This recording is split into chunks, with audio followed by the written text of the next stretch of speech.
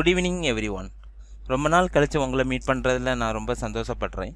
இந்த வீடியோவில் பார்க்கக்கூடிய டாபிக் என்னன்னு பார்த்தீங்கன்னா, ஃபோட்டோஷாப்பில் யூஸ் பண்ணுற டிப்ஸ் அண்ட் ட்ரிக்ஸ் பற்றி தான் நம்ம பார்க்க போகிறோம்.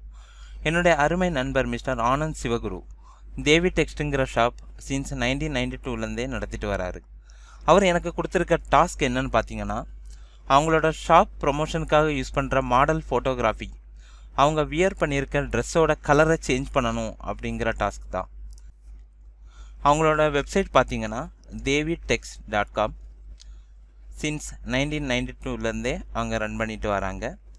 லேடிஸுக்கு தேவையான குர்த்தி, நைட் வியர்ஸ் எல்லாமே உங்களுக்கு இதில் பர்ச்சேஸ் பண்ணிக்கலாம். இதுதான் அவங்களோட வெப்சைட். ஓகே, இன்றைக்கி நம்மளோட டாபிக்ஸ் போகலாம். நான் ஃபோட்டோஷாப் ஓப்பன் பண்ணிக்கிறேன்.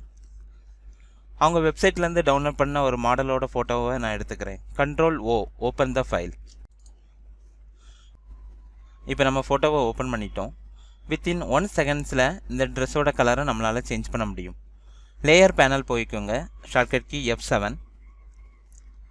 தென் பாட்டத்தில் இருக்கிற அட்ஜஸ்ட்மெண்ட் லேயர் போயிட்டு அதில் ஹியூ ஆர் சேச்சுரேஷனை கிளிக் பண்ணிக்கோங்க. இதில் ஒரு ஹேண்ட் சிம்பிள் இருக்கும். இந்த ஹேண்ட் சிம்பிளோட அர்த்தம் என்னன்னு பார்த்தீங்கன்னா, நீங்கள் எந்த கலரை ட்ரெஸ்லேருந்து பிக் பண்ண போகிறீங்க அப்படிங்கிற அர்த்தம் தான். இதை கிளிக் பண்ணிவிட்டு ஃபோட்டோவை கொஞ்சம் ஜூம் இன் பண்ணிக்கோங்க, Ctrl+. தேவையான கலரை நான் பிக் பண்ணிக்கிறேன். இப்போ ஜூம் அவுட் பண்ணிக்கலாம். தென் இந்த ஸ்லைடரில் இருக்கிற ஹியூ வேல்யூ மட்டும் அட்ஜஸ்ட் பண்ணி பாருங்கள். ட்ரெஸ்ஸோட கலர் சேஞ்ச் ஆகிறது உங்களுக்கு தெரியும். வித்தின் 1 செகண்ட்ஸில் நான் இந்த ஃபோட்டோவில் இருக்கிற ட்ரெஸ்ஸோட கலர் நான் சேஞ்ச் பண்ணிட்டேன். என்னுடைய டிப்ஸ் அண்ட் ட்ரிக்ஸ் உங்களுக்கு பிடிச்சிருந்தது அப்படின்னா என்னுடைய Blackboard சேனலை மறக்காமல் சப்ஸ்கிரைப் பண்ணுங்கள், லைக் பண்ணுங்கள், உங்களோட ஃப்ரெண்ட்ஸுக்கும் ஷேர் பண்ணுங்கள். தேங்க்ஸ் ஃபார் வாட்சிங்.